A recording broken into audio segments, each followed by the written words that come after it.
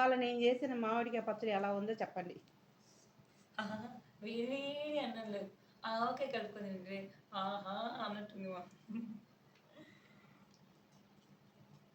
కలిపావా కనీసం తింటున్నావు మొత్తం కలిపకూడదండి మనం. మామిడికాయ పచ్చడి పచ్చళ్ళు అన్నింటిలో కల్లా సూపర్గా ఉంటుంది. మంచిగా బాటి అయితే కొత్త పచ్చడి వారం రోజులు బాగా సూపర్గా ఉంటుంది అనమాట మగ్గకు ముందు. నేను చెప్తా మామిడికాయ పచ్చడి చూడు తిప్పడమే సరిపోయింది పని. అబ్బా వేడి వేడి అన్నప్పుడు నిజంగా మామిడికాయ పచ్చడి ఈ మొక్క ఎలా ఉంటుందంటే ఫ్రెష్గా పచ్చిగా ఉంటుంది. ఆ టేస్ట్ మీకు వారం తర్వాత రాదు.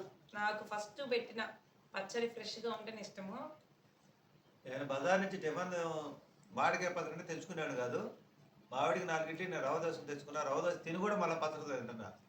అదనమాట మామిడికాయ పచ్చడి పవరు. మాకాయలోనే పెరుగు వేసుకుంటే ఇంకా సూపర్గా ఉంటుంది. సూపర్గా ఉంది, మై ఫేవరెట్.